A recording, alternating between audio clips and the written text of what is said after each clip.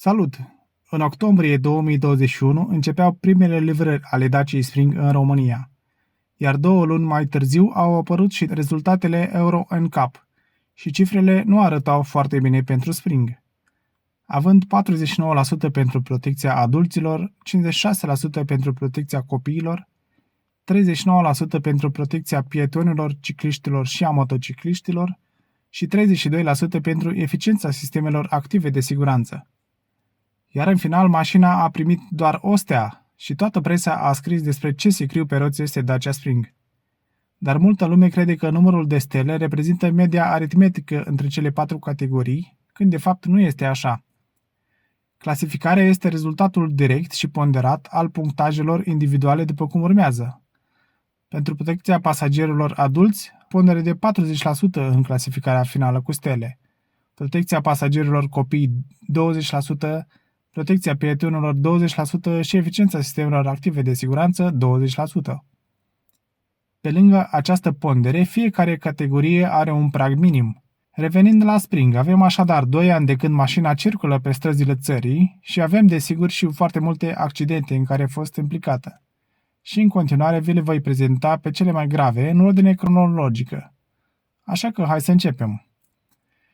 Primul accident a avut loc la Constanța în ianuarie 2022 într-un sens giratoriu, Springul fiind lovit în lateral de un Opel Astra. În urma impactului, Dacia Spring s-a răsturnat pe o parte, oprându-se pe o bordură. Accidentul a fost unul ușor, astfel că cele 3 persoane aflate în autoturismele implicate nu au avut nevoie de îngrijiri medicale. În februarie 2022, în municipiul Alba Iulia, un Spring a intrat pe trotuar și s-a izbit de scările de la intrarea unui magazin. Dar nu s-au înregistrat victime. În martie 2022, pe șoseaua Cluj-Napoca-Gherla, în zona localității Jucu, a avut loc un accident între un Spring și un BMW. În urma impactului, o femeie de 33 de ani a avut nevoie de îngrijiri medicale, fiind transportată la spital.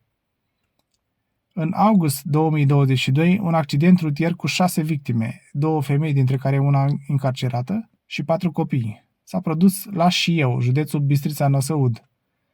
2 mașini au fost implicate, o Dacia Spring și o mașină de teren. Persoana încarcerată a fost extrasă conștientă, iar victimele au fost transportate la spital. Autoturismul de teren, care nu avea montate plăcuțele de înmatriculare, era condus de către un tânăr de 23 de ani. Acesta a pătruns pe contrasens, lovind un Spring condus de o femeie de 32 de ani.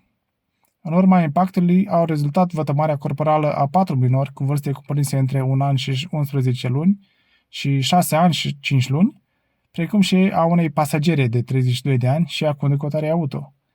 Vinovatul a fugit de la locul accidentului, iar polițiștii au întocmit dosar penal sub aspectul comiterii infracțiunilor de vătămare corporală din culpă și părăsirea locului accidentului.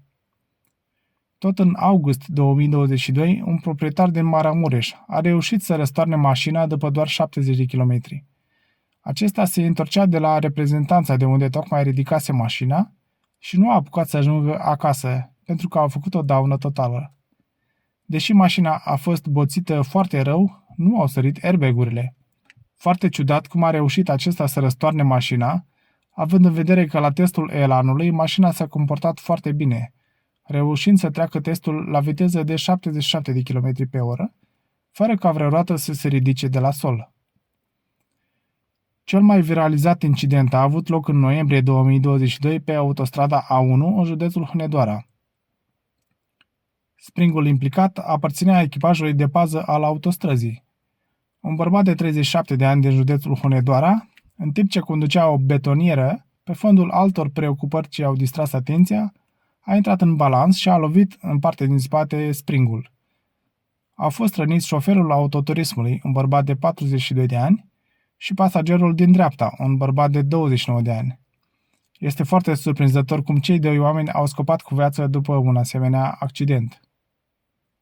Aici avem un accident din decembrie 2022 la viteză mică, între un Honda și un Spring, vinovat fiind conducătorul Springului. Dar mașina avea casco și nu s-au înregistrat victime. În februarie 2023, un alt accident rutier în care a fost implicat un Spring a avut loc la Călinești, județul Argeș. În urma impactului au rezultat 2 victime, ambele de sex feminin, care nu se puteau evacua din cauza leziunilor, fiind necesară efectuarea manevrelor de extragere din partea pompierilor. Și ultimele două accidente au avut loc în județul Buzău, în iunie 2023. În primul dintre ele, un Audi A6 a intrat cu viteză în sensul giratoriu și a lovit un spring. Bolidul s-a răsturnat apoi în curtea unui agent economic după ce a trecut prin gardul metalic. Șoferul autoturismului Audi, un bărbat în vârstă de 64 de ani, a decedat în urma impactului. Alte 4 persoane cu vârste între 15 și 18 ani din aceeași mașină au ajuns la spital. Dacia Spring era parcată pe trotuar, iar proprietara nu se afla în mașină în momentul producerii impactului.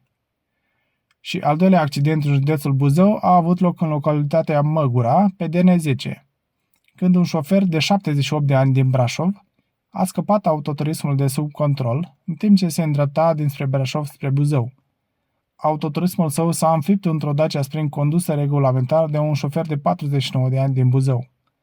În urma coliziunii, șoferul Springului a ajuns la spital. Acestea sunt top 10 accidente din România din ultimii 2 ani. Și chiar dacă mașina are doar o stea la testele Euro NCAP, până acum cel puțin în România nu a murit nimeni într-un Spring. Dacă vreți să vedeți și cum au luat foc 5 Dacia Spring, dintre care 4 în România, dați click pe următorul clip. Eu vă mulțumesc pentru atenție, nu uitați de like, share și abonare și ne vedem data viitoare.